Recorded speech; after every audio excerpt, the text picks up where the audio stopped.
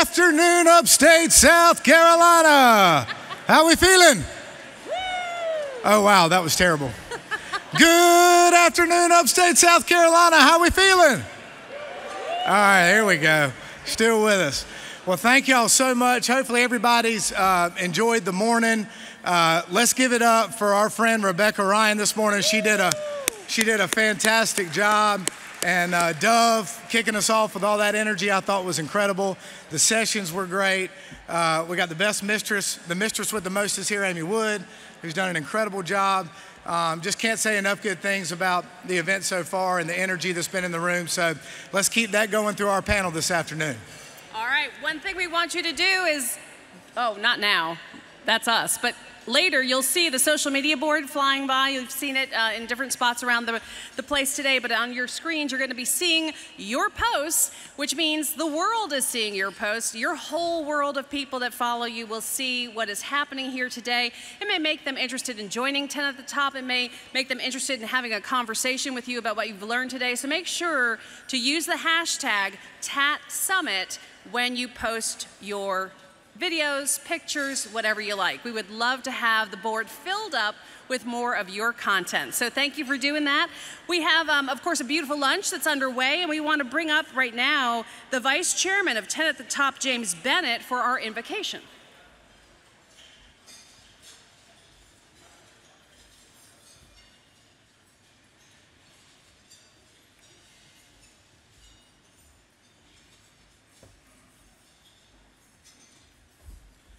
Good afternoon. Before I give the invocation, I want to ask that that we have a moment of silence to remember, to reflect, and pay our respects to those who lost their lives on this day in 2001. So if we can have a moment of silence and followed by the invocation.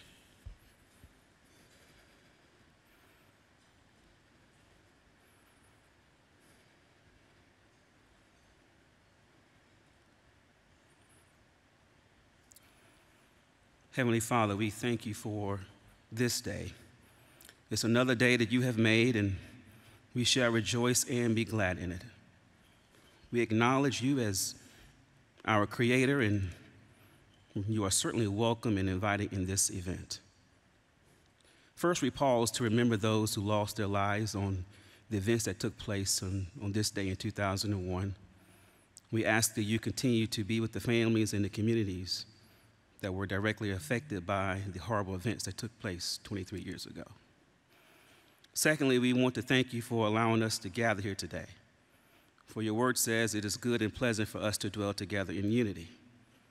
Thank you for allowing us to convene and come together as one region with a common goal to make this upstate region the best in the state.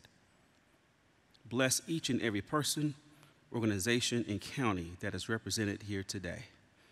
Give us wisdom, give us clarity on how we can truly maximize our future, not only for this upstate region, but also for this great state in this great country. And finally, we are grateful for the hospitality and service of the Greenville Convention Center. We're thankful for the meal we are about to receive. We ask that you bless it so that we can continue to honor you in all that we do. It's in your name we do pray. Amen.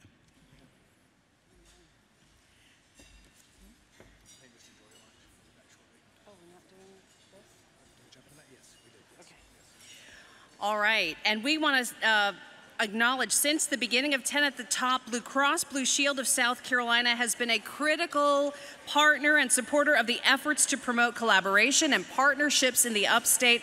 We especially want to thank Blue Cross Blue Shield of South Carolina for being our presenting sponsor of the summit today. I'm pleased to introduce right now Camille Reams, our presenting sponsor, for a wonderful welcome.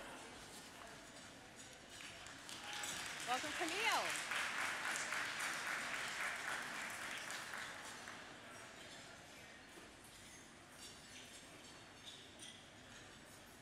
Thank you. Thank you, Amy. Good afternoon, everyone. My name is Camille Reams, and I am the Director of Sales and Marketing for Blue Cross Blue Shield in the Upstate. and I'm proud to be here today with some of my coworkers and with all of you, and so proud to be part of 10 at the Top. So soon after the inception of 10 at the Top in 2009, Blue Cross invested in it and its mission, which is to foster the collaboration and partnership that support the economic vitality and quality in the Upstate. We're proud to be a leader-level partner of 10 at the Top and watch the continued relevance and impact it has on our community. So again, 10 at the Top and Blue Cross have a lot in common. They're a leader of economic development in the Upstate, and Blue Cross is a leader in providing health insurance in South Carolina. Blue Cross understands the impact of vitality and stability for the Palmetto State. We are the only South Carolina-owned and operated health insurance in the company. So by choosing Blue Cross Blue Shield for either your employees or for yourself, you not only choose an insurance company with the largest network and the greatest discounts, you also support the economy of the great state of South Carolina. And we are also one of the largest employers of South Carolina with over 10,000 employees. And just hot off the press, Forbes just named Blue Cross Blue Shield one of the best places to in-state employers in South Carolina. For over 75 years, Blue Cross has been a driving force in making access to health care available to all of South Carolinians. Because when the citizens have access to health care, they can focus on what matters most. We affectionately call this the benefit of Blue. So again, I want to thank all of you for being here today. Enjoy the rest of the program and your lunch. Take care. All right, everyone, enjoy your meal. We have more program to come, including a return of Rebecca to the stage with our wonderful panel. So we'll see you very soon. Hope you are enjoying and wrapping up your lunch and having a great time with your conversations. Welcome back in as we bring the focus back to the stage. I'm Amy Wood with 7 News. We're so glad to be a media sponsor today, and we thank you for being here at 10 at the Top and allowing us to be part of this great event. We want to get back to our conductor, though, our wrangler of great minds, the collaborator extraordinaire, Executive Director Dean Hebel.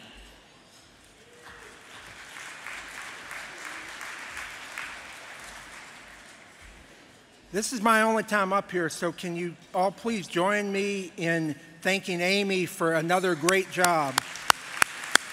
We are so lucky we have the best mistress of ceremonies, and I'm going to start before I get into my remarks with some thank yous of my own as well. I want to thank Justine Allen, Anna Elise Abrams, Celeste Blinston, and Lena Dunham from our team, who have done an amazing job.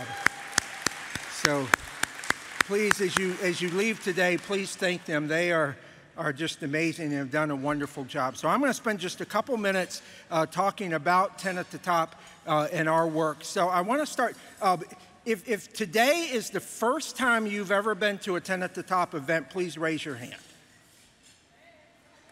Okay, I'd say probably 25 to 30, maybe 35% of the room. So for the rest of you, you can take a nap. No. You know about our organization a little bit more than the new folks, but I want to catch up and just share very briefly. So it's been mentioned several times. This is officially the 15th anniversary of our organization. We were incorporated on April 29th, 2009, about 3 weeks after the reality check. How many people in this room were at the reality check in 2009? A lot fewer. Well, that event was the first really regional event thinking about growth and how we're growing and how we need to work together collectively. And we have built since that. We have a number of the founders of 10 at the Top here. Irv Welling and Ingo Angemeyer both are here. If you guys would stand up, Barry Knox, Phil Hughes, anyone who is a founding board member or involved in the beginning of 10 at the Top's work, the reality check, all of that, Chandra Dillard, others, Rick Danner is here. Please stand up and let us thank you all.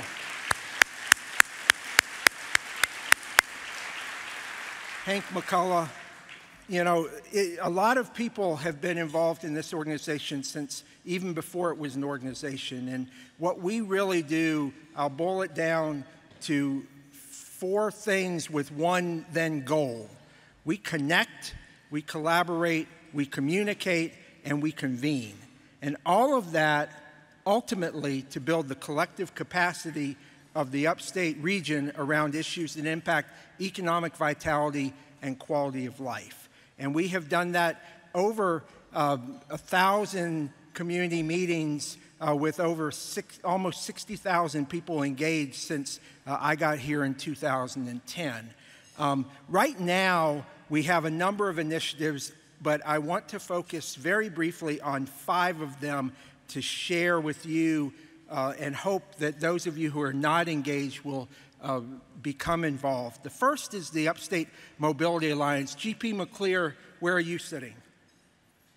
Standing. Where is GP? Did he leave? Well, anyway, I can't see him, so I'm assuming he has left. GP, who's also the mayor of Fountain Inn, so he's always got something going on. GP is the coordinator of the Upstate Mobility Alliance, and it is an initiative that focuses on the movement of people and goods in the upstate. Has been involved around developing transportation in some of our rural communities, including Greenwood, including Union, working in Cherokee, working in Abbeville, starting to work in Lawrence.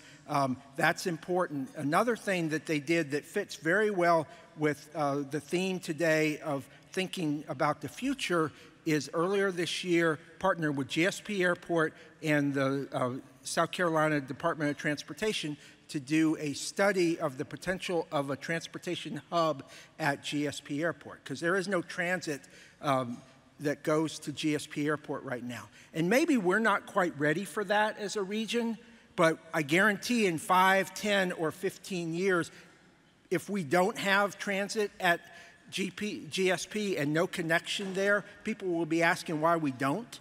So the fact that that study was done now and we're starting to think around that is a good illustration of this forward thinking of what do we need to start on today to move forward. The next thing I want to very briefly mention is Resilient Upstate. Resilient Upstate is a partnership between the Department of Public Health, the Upstate region, Dr. Candy Fradair. Candy, are you still here?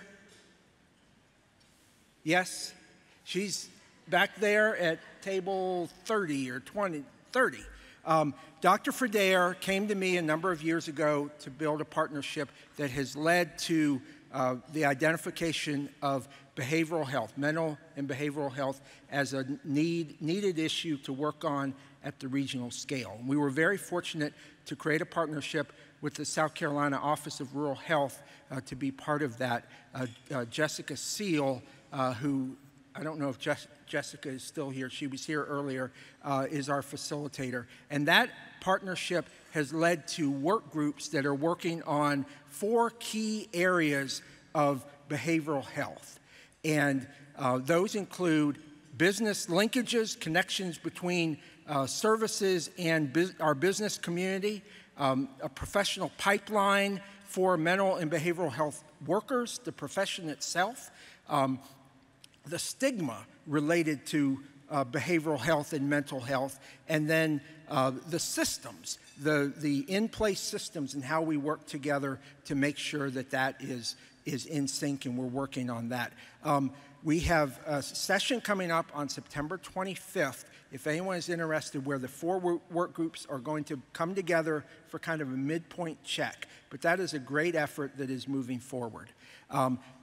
The Upstate Downtown Academy is something that Craig Sharton, who coordinates our entrepreneurship and our community vibrancy work, has started. We did our first one with Mayor Knox White in August in Greenville. We will be in Lawrence in a couple weeks. Then we will be in Anderson, and we will do every county looking at revitalization of downtowns around different themes. So if you're interested, that is a great evening event from 5 to 8 that includes a walking tour of the community, and it's just a partnership we started last year with South Carolina Main Streets, so it's another effort that we have going on.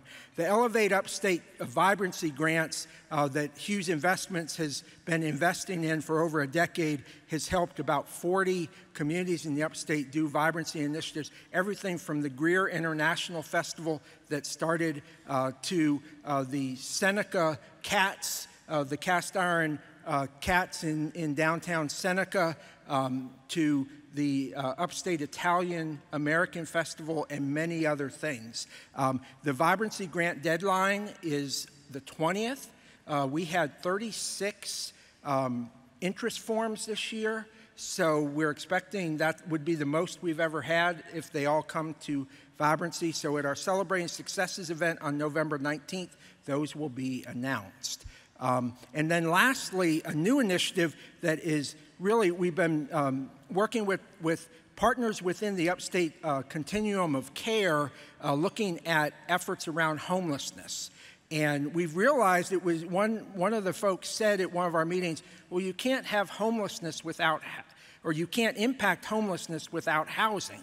And so we have connected those, and we're having the Upstate Homelessness and Housing Forum on October 23rd at Southern First. And this is a session, if you are an elected official, if you work for a local government, you are with a business that cares about housing and homelessness, or you are involved as a service provider, then you need to be at this event. So the registration is live, and we hope you will join us. So I'm really excited. We talked about this a little bit this morning. On October 9th, we have students from Clemson, the graduate program, who have been recording and taking notes at all of our sessions today, and they are going to provide their findings on October 9th. It will be a virtual session from 12 to 1:15. Registration is on our website. It's now live. I would encourage you to join us. It's kind of a follow-up recap from this event today. So you weren't able to go to every session unless you cloned yourself, and I don't know that technology has been perfected yet. So this is a way to know what was happening in the sessions you were not in. So I hope you will join us. So collaboration is really we all know how critical it is, and we also know how challenging it is. But the key to building collective capacity is to build the opportunities for partners to come together. That's what today is about. Hopefully you have met people that you didn't know, or that you had met on Zoom or something like that, and you've talked, you've traded business cards, and maybe soon you might do work or business with them. Well, there's a great example of building collective capacity and partnerships that I am thrilled to get to invite up to the stage Dr. Hope Rivers and Justin Benfield. Dr. Rivers is from Piedmont Tech, and Justin is from Prisma Health, and they're going to share about an incredible partnership that is going to impact not just Lawrence County and Greenwood and the other footprint of Piedmont Tech. It is going to impact this entire region and be a critical element that supports the idea that we raise all boats with the rising tides. So I am pleased to welcome Hope and Justin.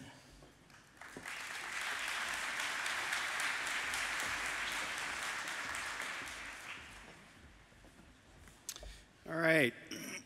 Excuse me. Good afternoon. As Dee mentioned, I'm Justin Benfield. I'm the CEO of Prisma Health's Hillcrest and Lawrence County Hospital. I've been in healthcare about 33 years, so kind of dating myself there. But I've been in either a clinical role or administrative capacity in the private practice world, and also in hospital administration. I've seen a lot of changes over the years, but one of the things that it's remained constant is the need for a strong and dedicated workforce. We've heard that word over and over in our short time together this morning. And, you know, we start thinking about Prisma Health and our main objective, and it's taking care of patients. And it's providing patient care. Pre-pandemic, more so after the pandemic, we've seen more and more workforce challenges from a recruitment standpoint, from an interest level, and you combine that with the rapidly growing populations, which we have all discussed here again this morning, and especially in some of our rural areas, difficulties of recruiting, and but we are seeing a large part of that growth now coming to the northern section of Lawrence County. And so healthcare is our mission, but our job is not just treating patients on the inside of the hospital or in doctor's offices. We really need to be focusing on healthy communities, more contributory and unified communities. So with all of these things in mind and understanding the academic needs to really achieve these goals, and develop that stronger workforce, and really achieve a state of sustainability and vibrancy, we are extremely excited to announce our expanded academic partnership with Piedmont Technical College. And I am even more excited to announce today that Prisma Health has committed to invest $1 million in the Piedmont Technical College Lawrence campus, specifically to recruit and educate students about the opportunities, the career opportunities within healthcare, not just in the nursing field, but in also in our ancillary spaces. So at this point, would like Dr. Rivers to talk about the benefits of this partnership. Thank you, Dr. Rivers.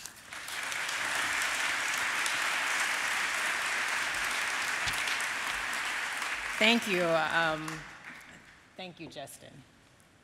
Partnership, that's a key word that Dean just mentioned. And we are so grateful to have Prisma Lawrence as a partner for us. On behalf of Piedmont Technical College, I would like to extend our deepest gratitude to Prisma Health for the gracious $1 million gift. Your investment in nursing and health science education on the Lawrence campus is a testament to your commitment to healthcare, but also a commitment to the communities that we serve.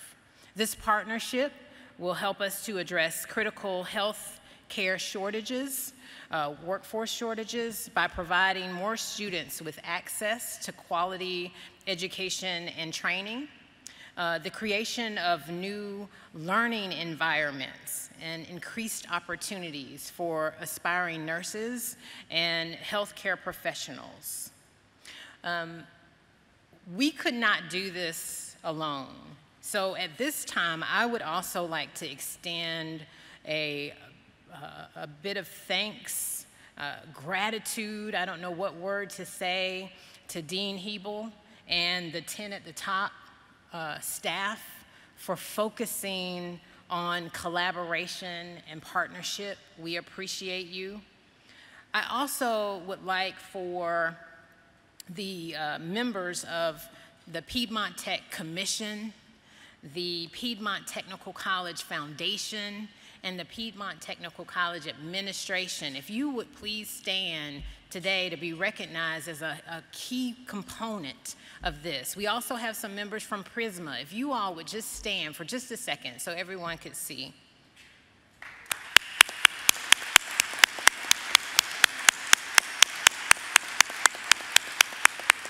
So I will close by simply saying that this partnership is a true testament to the importance of the work that we are all doing to strengthen collaboration and cooperation in the regions that we serve. Thank you, and thank you.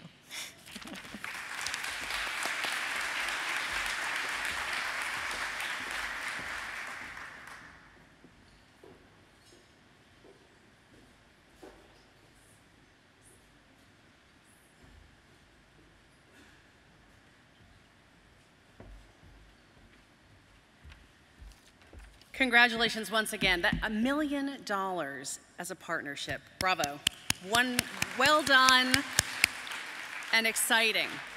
Because boy, do we need those nurses, those CNAs, all those folks taking care of us, especially those of us who are getting older, right? We're going to need those people. All right, let's bring back to the stage what we promised. And if you were not here this morning, I am so sorry because you missed Rebecca's keynote. But she is back on stage right now, and she's going to join me here, Rebecca Ryan, who is a futurist and an amazing person. People call her the human spark plug because she is exciting to hear from, listen to, especially to hear about the future, right? Because we're all wondering, what comes next? Where are we headed? And Rebecca has had this opportunity today to have a text line open, basically where you could text into her your questions. How did that go? Do you have a mic there that we can grab? Thank you for cueing me to pick up mic number 1. Amy, 70 people. I got 70 questions from you guys. Somebody asked me, I was talking to Todd, and he was like, so how did the sessions go that you went to? I was like, what sessions? I responded to your text messages all morning. How many of you got my responses? Put your hands in the air. Your questions were so good. And I was as candid as I felt I could be with many of you, and some of those text responses ended with rant over. So you know who you are, for those of you who are there. Yeah. Let's talk about, It's coming. There had to be themes, right? Yes. You probably, I mean, we can't rehash 70 questions, but what were like the takeaways that you got out of those questions that maybe we could all benefit from hearing? Yeah, I mean, one of them, of course, was about growth. And the question about how do we balance growth? Like, we know it's coming, but we want it to be like good growth, or we want it to be sustainable growth. And the response here is you have to be able to think of multiple things at one time. So I think a big word to think about, to consider, is the word co-benefits. So for example, if we're going to do, you know you need housing and you know you need transportation, we should do that planning at the same time, and we should integrate it so that our housing and transit plans reinforce each other. Could this become a 20-minute region? Or that's probably unrealistic for 10 counties, but you know, could your community become a 10-minute city or a 20-minute city where a person can meet all of their needs, drop off their kids at childcare, get to work, get home? Could they do that all within 20 minutes? The only way we do that is if we integrate our transit planning, our multimodal transit planning, and our housing planning. Most communities don't do that. They do their housing plan, and they look within the zoning, and then they're like, and how can we fit the transit around this? We should be thinking a little bit differently. And another example is, we know we want a sustainable future. We had a whole track about this. There are a lot of ways that we can build our zoning so that we build sustainable practices right into it. And do not believe the myth. I'm sure it was covered. I'm sorry I couldn't be, but don't believe the myth that all sustainability is more expensive. That is not true. The most sustainable person I ever met was my grandmother. She had a box of string labeled "string too small to save." She was the most sustainable gal I knew, and it is not more expensive. But we have created a consumer culture where we think of throwing away, throwing away, throwing away. We just need a little more grandma in how we think. So that was one of the big trends, was growth. I love that. Any other key questions that you feel like we all need to hear about today? I'm going to cover some of this, but the young people who texted asked some of the most heartfelt questions. And I'm looking forward to talking some with our panelists about this. And I do want to give, and I did have one, I think, older texter who said, you know, I'm 60 now, I want to continue to give back. I don't want the next generation to think I'm one of those cranky old dorks. How can I engage with the next generation in a meaningful way? And as I look across this audience, I think most people are closer to our age than closer to our kids, our grandkids, our nieces and nephews' age. And here's what I would say. I teach this class called Think Like a Futurist, and one of the first pieces of homework everybody does is they have to interview a child. And I want to tell you the questions we force these adults to ask these children, preferably over the age of 6. We have them ask a child, number 1, when you think of the future, how far out are you thinking?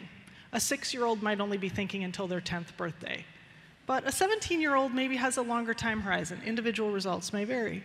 The second question we ask is to ask a child. I encourage all of us to interview a child sometime soon. Do you think your future will be better or worse than today? And why? And the final question to ask a child is, what's one thing you wish my generation did on your behalf? Listen with curiosity, not with defensiveness, and then figure out how you can get to work on some of those issues. You are the bridge to that future. So that's the final thing I would add. And we are building for them and for That's those right. we have, and we'll never meet, right? That's right. All right, let's bring up our panelists. We have a wonderful panel that's going to join us on stage right now, and we're going to be able to talk a little bit about how we got where we are today, and then what these organizations and people are doing to take us to the next 10, 20 years down the road. Slow clap them up here, like. Slow clap them. That would be great.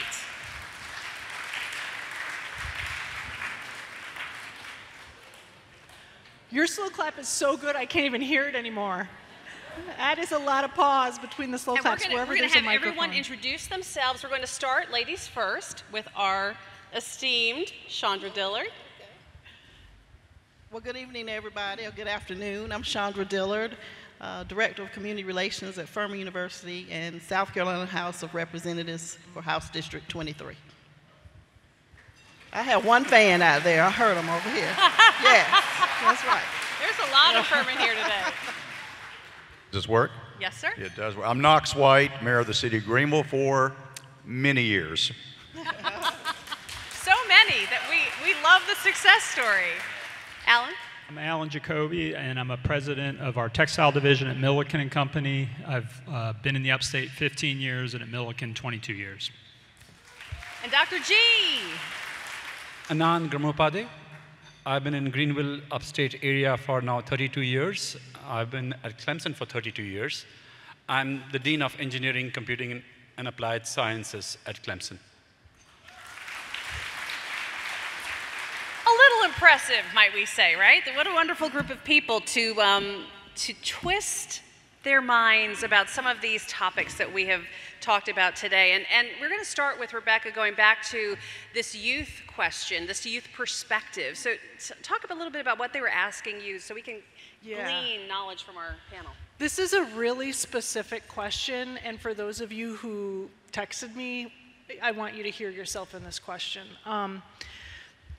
And it's an open question. Anybody can respond to this, or nobody can respond to this, but there are a number of young professionals who feel like, or young people, young professionals, who feel like their ideas get shut down by people who say, well, that's not the way we do it, or we tried that and it didn't work. I mean, this is timelessly true. We were all young one day and we all were told that. But what often happens in community life is young people hear that once and they hear it again and then they just stop talking. They just stop contributing, it shuts them down. So I wonder if any of you, like if you think about your experience, how can leaders bring up young voices, lift up those young voices without telling older people like shut up or stop talking? But how do we do this intergenerational balance between our elders who have so much wisdom and who may not even realize they are shutting the next generation down with some of their responses? Have you had an experience like this, or what would you recommend to other leaders? Alan, you're nodding a lot, so we're going to go with you.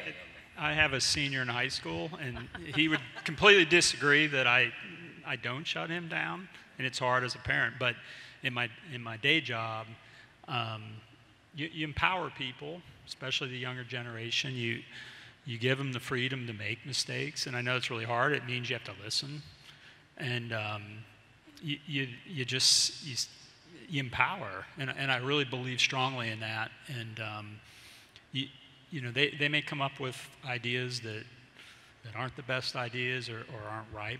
But how you handle that is you have to be really careful. Milliken spends a lot of money in R&D, and the worst thing that you can do for innovation is to punish people when they fail, because innovation is naturally a risky endeavor. And so you've got to be really careful that balance. So maybe this isn't an issue at Milliken, but I mean, have you ever been in a situation as a leader where your age peers are like, really, we're going to do this, that this punk said we should do?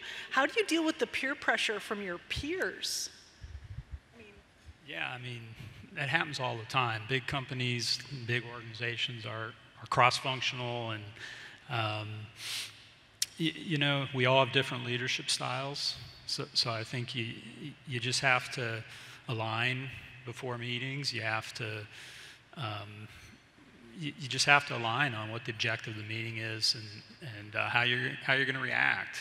So I think before meetings is the key issue there, because you don't want to go in as a leadership team and have a disagreement in front of everybody. You want to say, hey, we're going to get behind this. How can you get behind this? Great.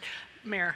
I was just going to say, I think one of the things this community, frankly, I think does a good job of is having an open door for new people to be a part of the community. I always tell people who move here, who say, I want to get involved in the community, I always say, well, that's great. I think you'll find a lot of opportunities, whether it's in arts or education, whatever it may be.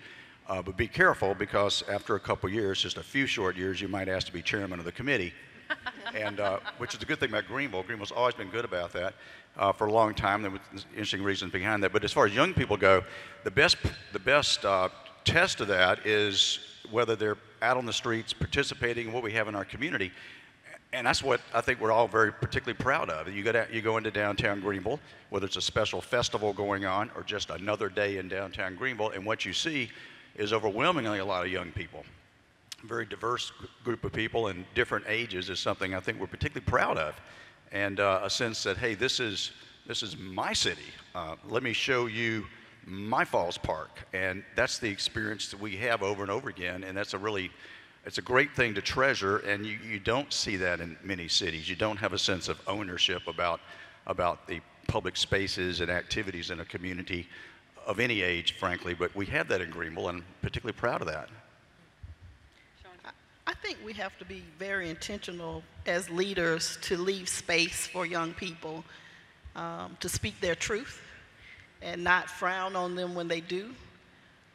Sometimes it's things we might not want to hear, but we need to hear it, you know, because we don't want them to just slink away in silence, right? They are the next generation. And we have to be intentional about seeking that generation's input on projects, right? Or just in general. And I have a project right now in collaboration with the city. We are planning a community center, redoing the community center. And this young person, so at the planning table, all of us are over 50, and I keep saying, did y'all listen to that 12-year-old? You know, we're planning for the future. They're saying, I want more light in the building. I want more space. And this is just a simple example that I'm using. So when we find ourselves getting that kind of input, you know, those of us who care and are charged about propelling ideas about the future, we have to take that and be the ones talking about that at the table, even if our young people are not at the table. That's powerful. Oh, I got a snap. Yes. All right. So let me talk about first-hand experience on this. My son, who's a private equity person, calls me up and says, Dad, there is this engineering idea. What do you think about that? My first step was, no, it's not possible. True parent. And my wife says, don't start with a negation. Hear him out. Yeah. Because you're an engineer, your thinking is very linear. He's structurally changing the problem on you. And I had to myself pause and think through it and said, Neil, my son's name, I never thought about it. This is not the same linear thinking that I'm used to. And my wife said, I'm glad you put your ego aside and were willing to listen to your son. But again, I think if we believe in evolution, the younger generation has better ideas than us. Snaps, snaps, snaps. If you weren't here this morning, we had a spoken word poet. Dove is here. I saw Dove. Is he still here? Dove is right there. Dove Dupree, co-champion. He trained us how to snap properly when you hear a good idea. So that's what we're talking about. In case you weren't here, we don't want to leave you out. And please feel free to snap when you hear something good. All right, so this is kind of cool the way we've started this conversation, because we have focused on the future as we talk about the future. They are the future, and listening to those voices is going to be critically important. But we also need to kind of acknowledge what steps were taken to get us where we are today in our schools, our companies, our cities, our leadership. What did we do? What happened at Clemson years ago that set up the success that it's experiencing today, or Milliken, or the city of Greenville? Let's start with the mayor. Well, it's a good question because I didn't know that was coming up, but just a few weeks ago, somebody brought by my office a book that was a bestseller in the United States in 1980. Wow. That's AD, not BC. Wasn't that long ago. I know. 1980. It was called The Book of List. This is before the internet. Do you remember that? Yeah, I do. It was a bestseller because people hadn't seen this before. It was an entire book of the best beaches in the world, the best in America, the best natural parks. It's a big thing, but all kind of list. And they're on page 36 or so. Best cities in America for livability, quality of life, had all these criteria. Had the 10 best cities in 1980. By the way, Portland, Oregon was #1, because you wonder, 1980. And then worst cities in the United States, worst quality of life. And out of the 10 worst, 2 were in South Carolina. Wow.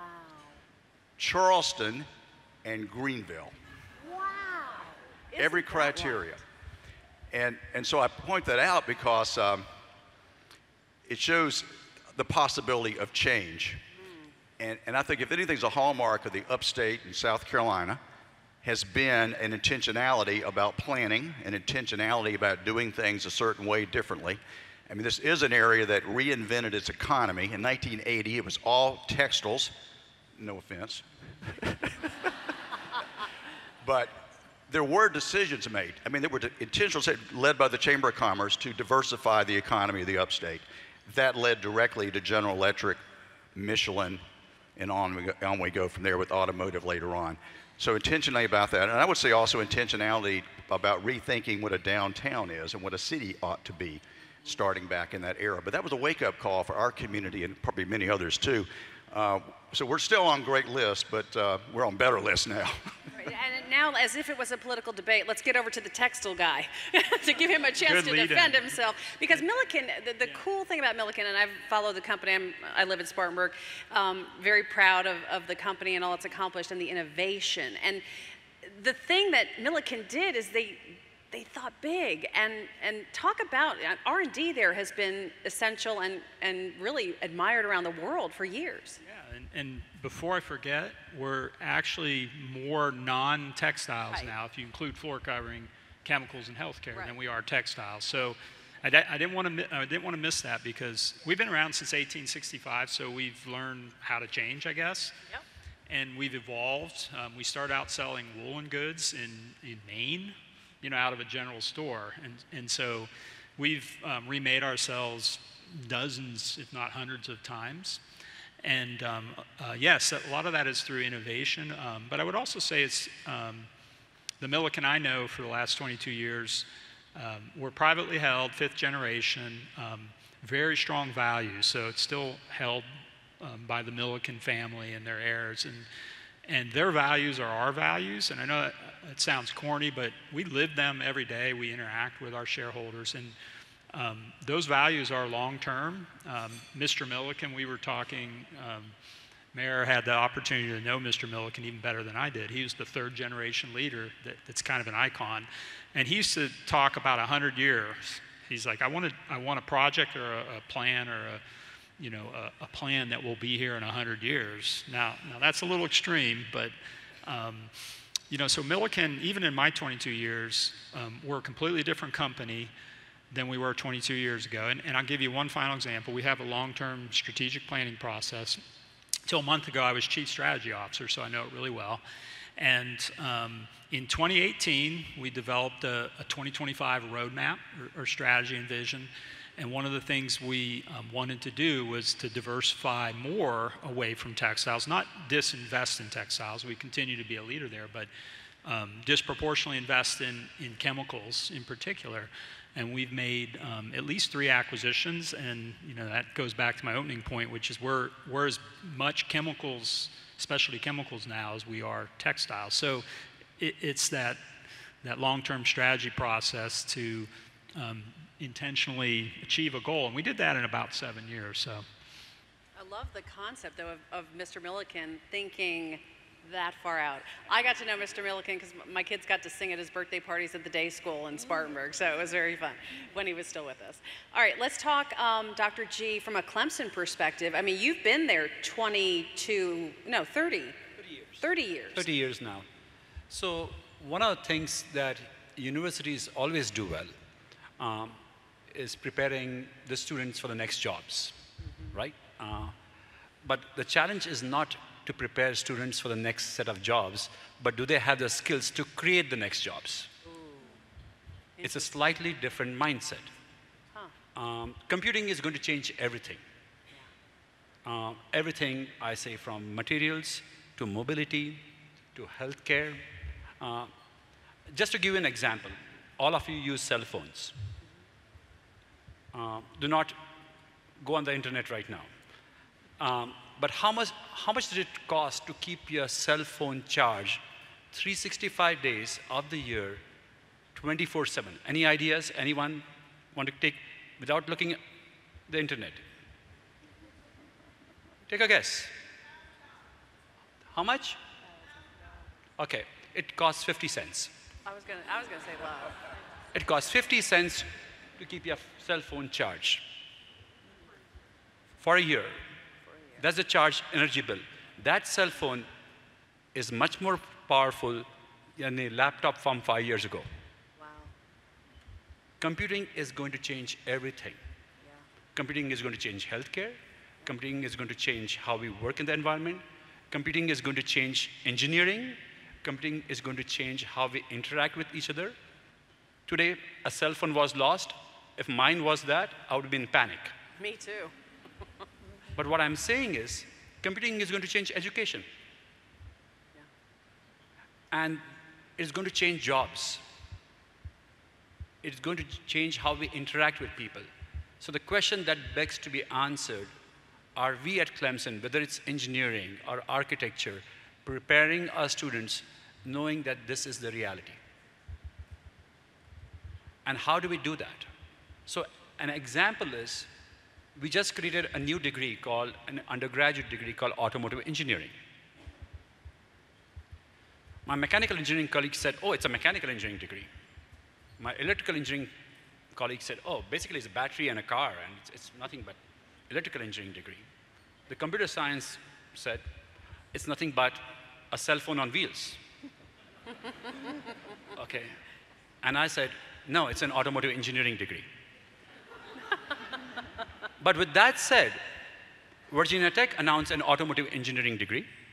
University of Michigan announced a department in mobility. Wow.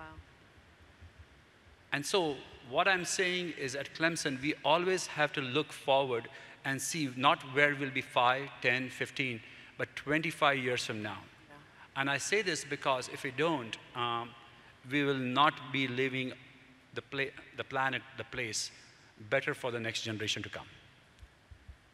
Chandra, when it comes to leadership, so many things have changed over the years. What's been your experience about the way leaders have been sort of included and groomed and encouraged over the years, and how it's changed in the past and maybe how it needs to change for the future?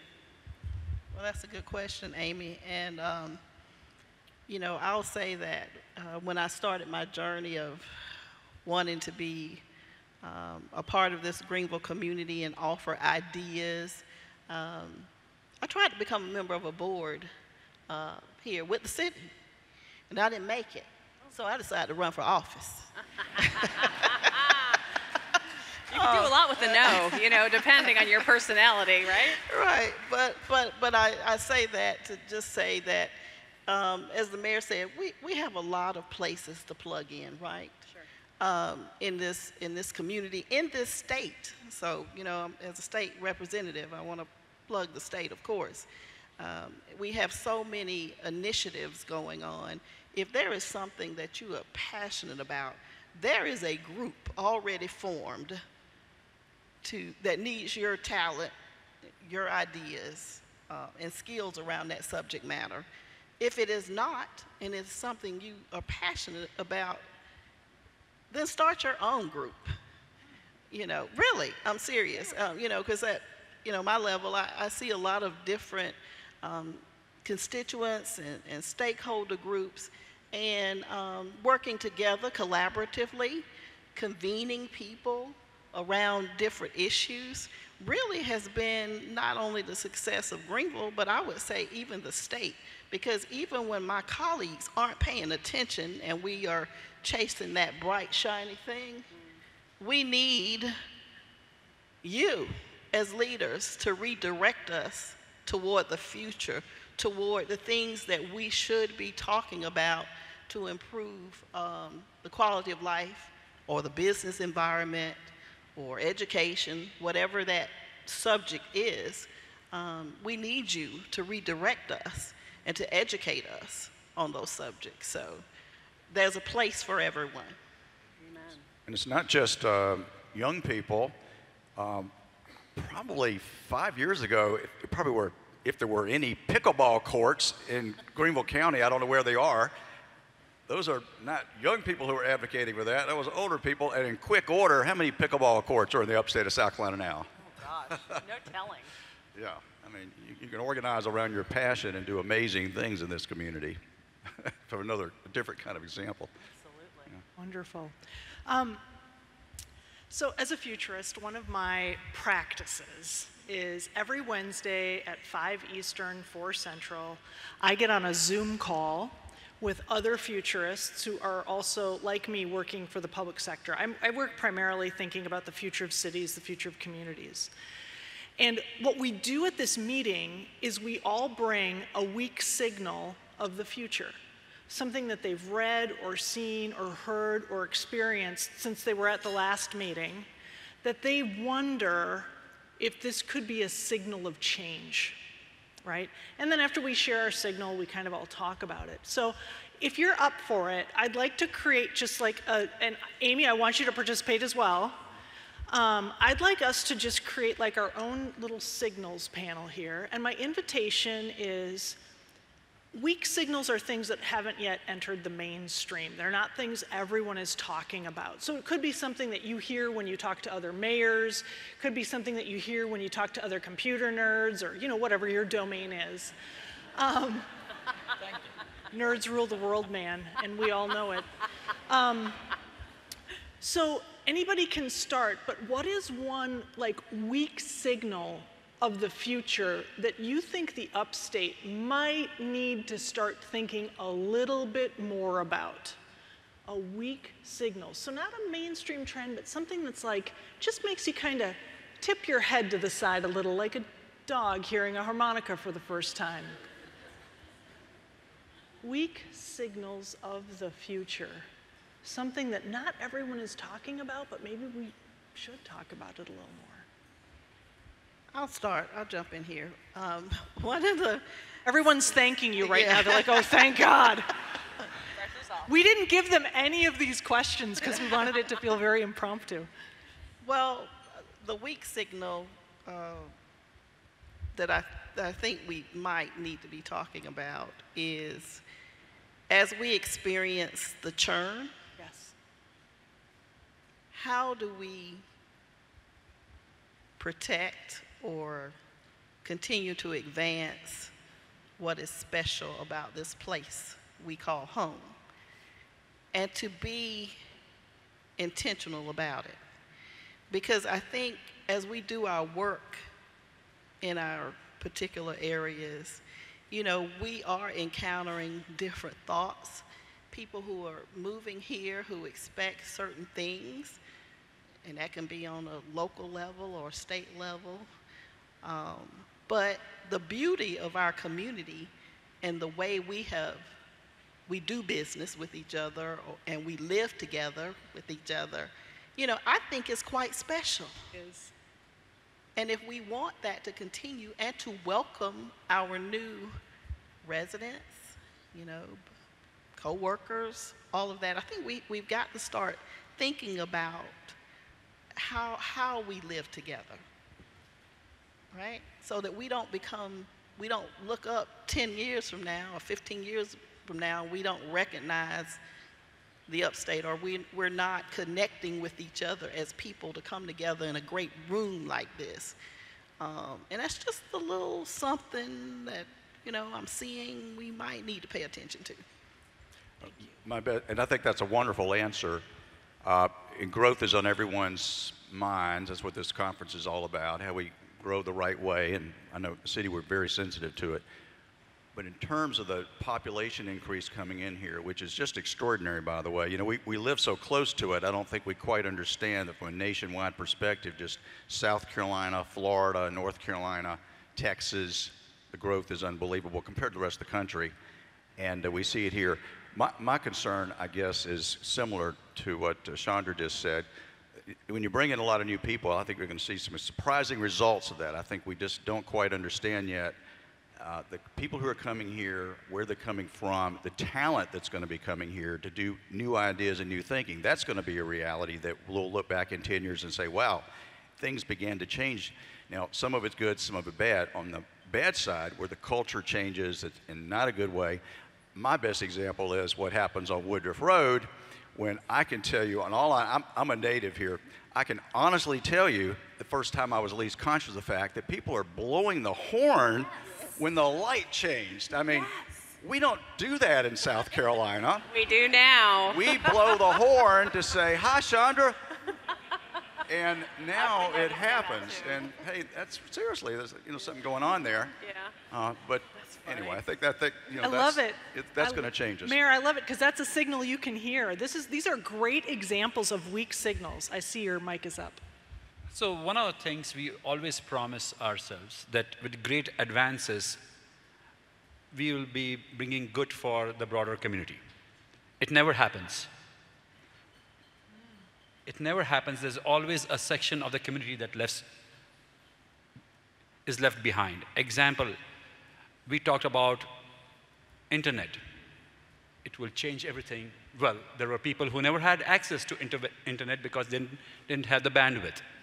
So how do we ensure that we are vigilant that as we go and create greater advances, that it will not just support the haves, it will also support those who have not been able to have access to it.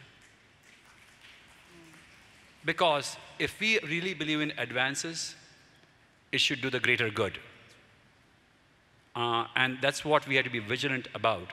If we do not do the greater good, we would have missed out on a big opportunity. Thank you. Yeah, I love your point. So I'll go down to the material science level.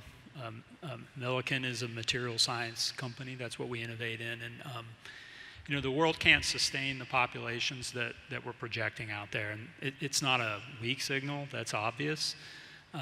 But circularity of all things, I think it has to happen.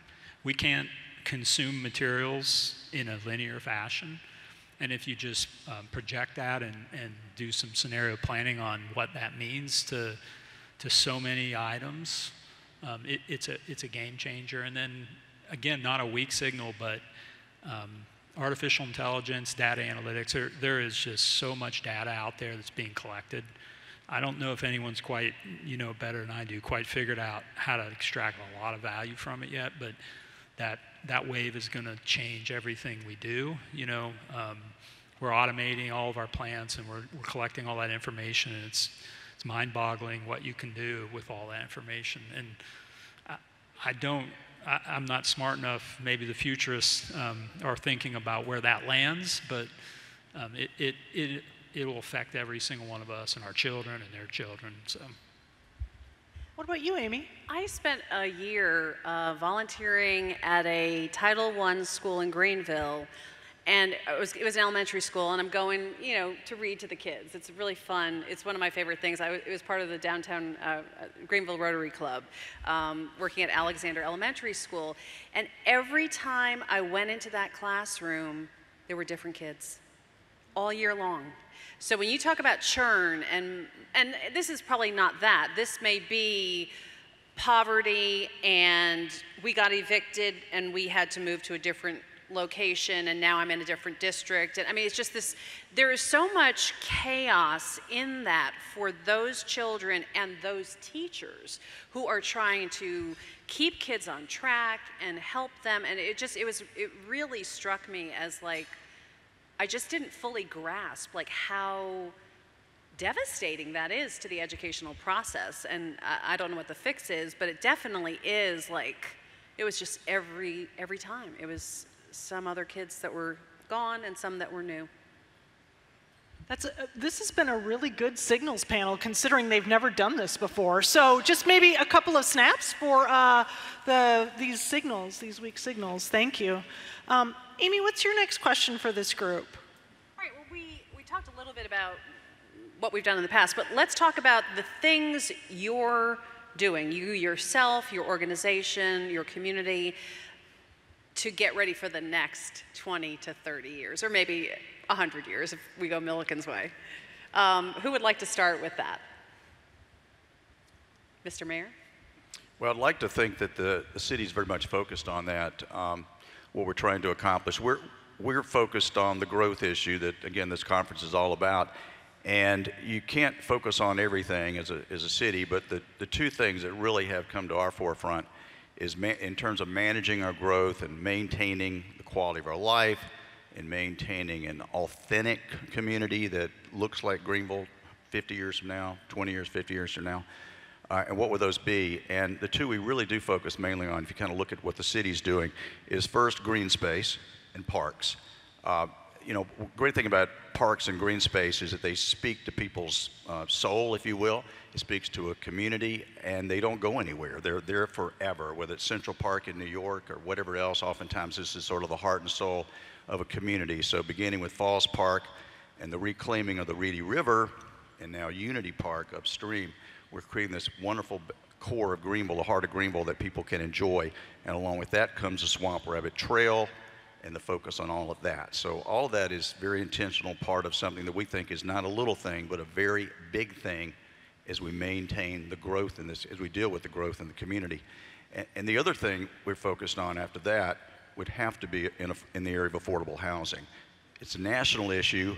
I think if anything's changed in the last year or so, people have a greater awareness this is a national issue. It's not something peculiar to Greenville. But what is our role in that? So we have pretty radically changed our zoning laws in the city of Greenville. We're the only city in South Carolina that can say that at this point, to have built-in incentives for more affordability built into the private sector as they build houses in the downtown as well as throughout the city. So the zoning changes will be very significant over time.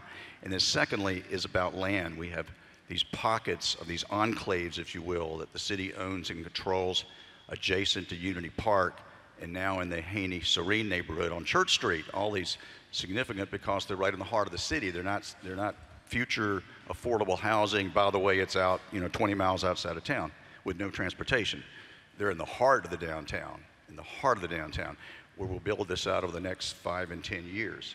So making sure that we have a community where at the end of the day we have a very diverse community and inclusive community, a place for everyone, and especially looking at young people again, a place to get started in the heart of the downtown. So that's kind of our major focus. It's not the only thing we're focused on, but it's a major focus, and both of them speak to what do we want Greenville to look like in 10 years, 20 years, 50 years.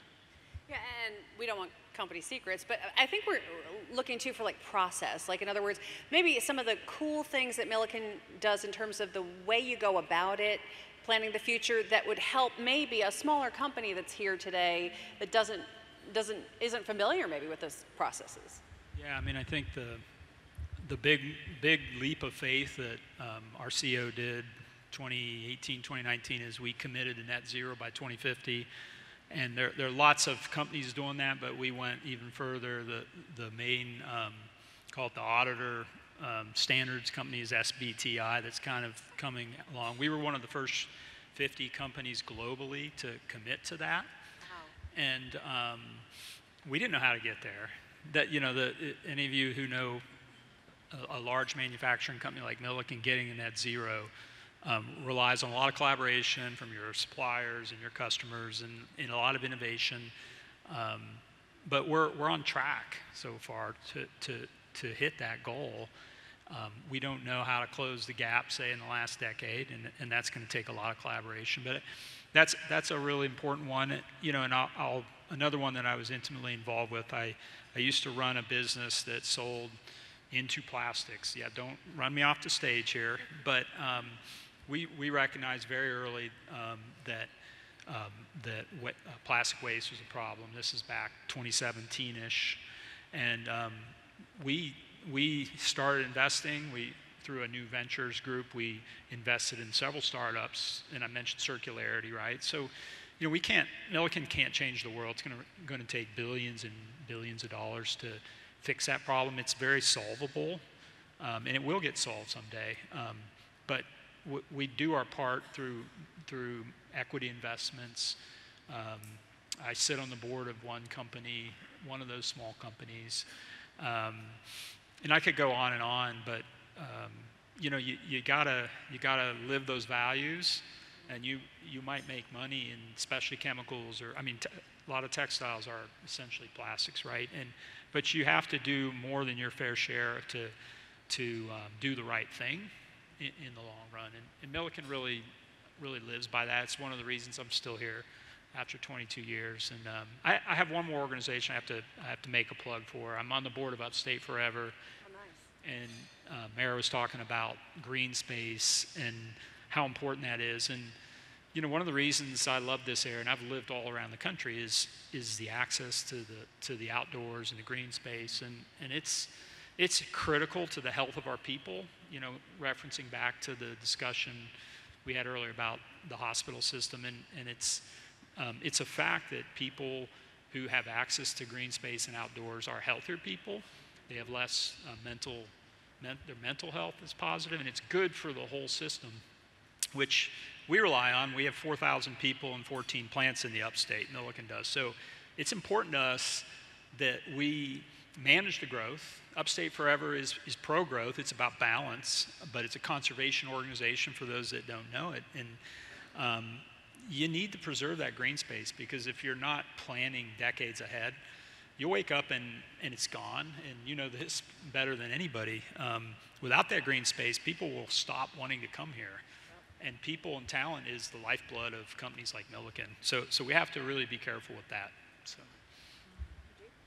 So going back to my sort of education roots and what we are doing at Clemson. So I tell folks that we are not graduating engineers and computer scientists. We are graduating the leaders, innovators, and entrepreneurs of tomorrow who happen to be engineers and computer scientists.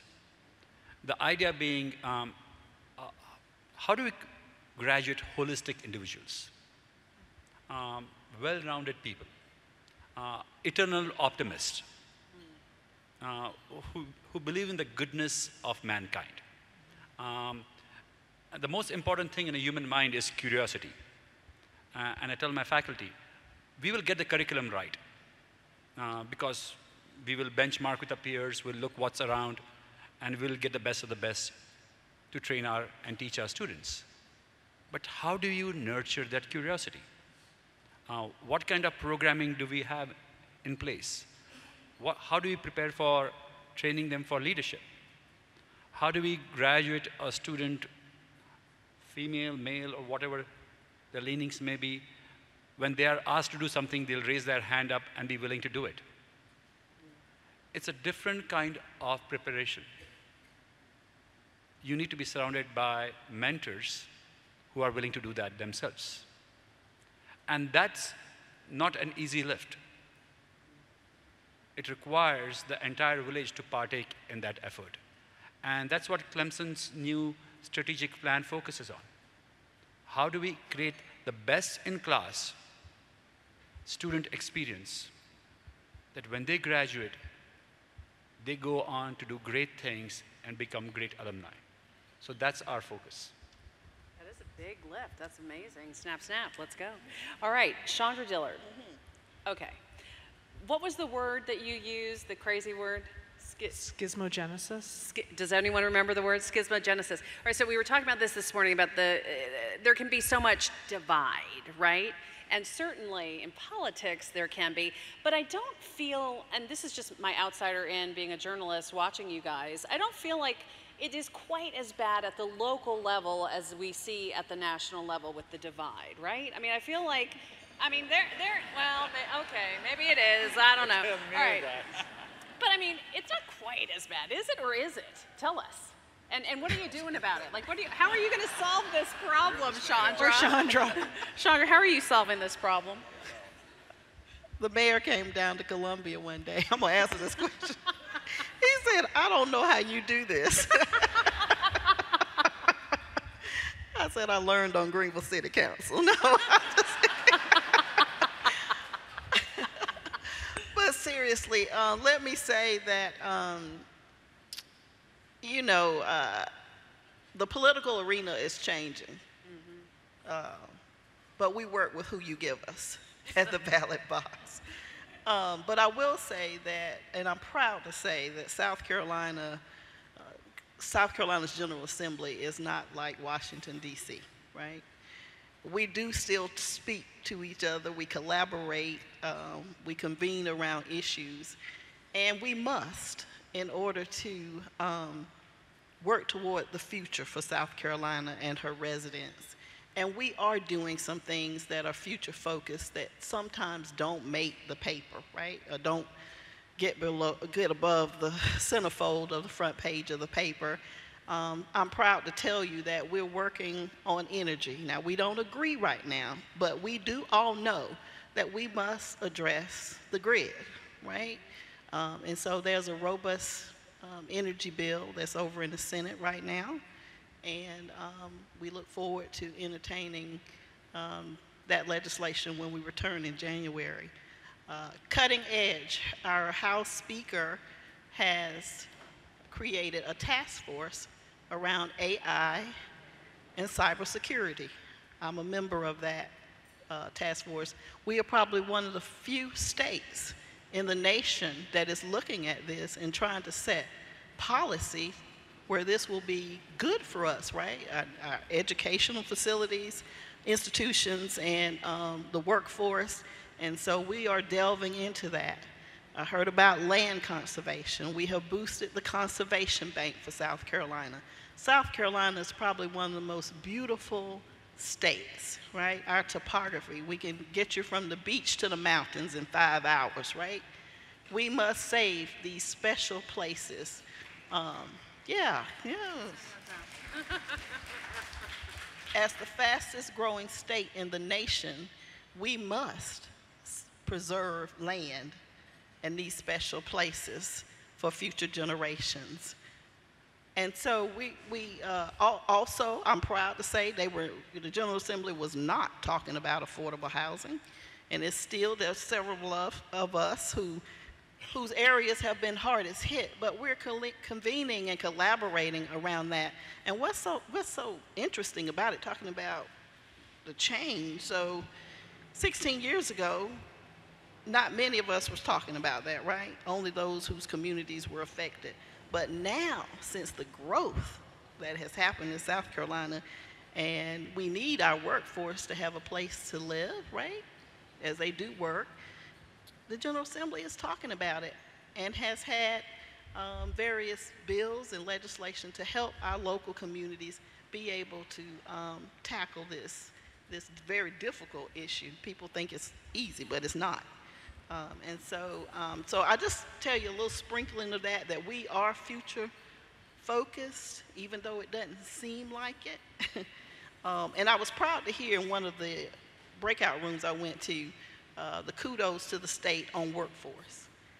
We're doing some pretty special things around workforce, but we need all of you to continue talking with us, your various companies, the organizations you represent, to make sure that we continue to be focused on these very important future-focused issues.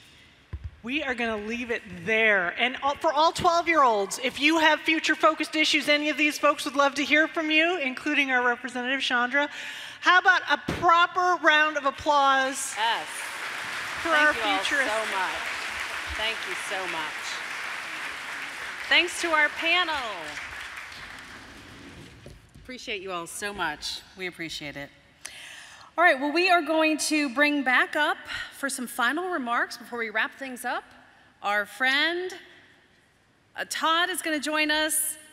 Todd Horn, our executive, not our executive, you're not the executive, I promoted you. You got the executive I got a new job. Oh. Good job. I didn't know I was going to get a new job today. Thank you, Amy. Thank you for everything. No, Amy, you're a rock star in this region. Let's give Amy a round of applause. We are so blessed to have her a part of the team and have been since 2014. So we're very, very grateful for that. Wow, what an awesome day it's been. Thank you again to my new friend, Rebecca, for setting the tone for our day and helping us understand some of what we must focus on as a region as we look towards the future. Also want to thank our lunchtime panel as well as our panelists and workshop facilitators who shared their time and expertise with us today. Also thanks to all the board members and funding partners for your continued commitment to 10 at the Top. Please remember, if you or your organization is not currently a funding partner and has an interest in being a funding partner, we always got room for one more, or two more, or three more. I don't need to do an altar call. It's right here on the back of your QR code, on the back of your program here. You too can be a funding partner with 10 at the Top. And we all attend many of these events, and we know the challenges of making these events run smoothly. So please join me in a round of applause to thank Justine Allen, Lena Dunham, Celeste Blinston, Dean Hebel, Anna Elise Abrams from 10 at the Top for their tremendous work today.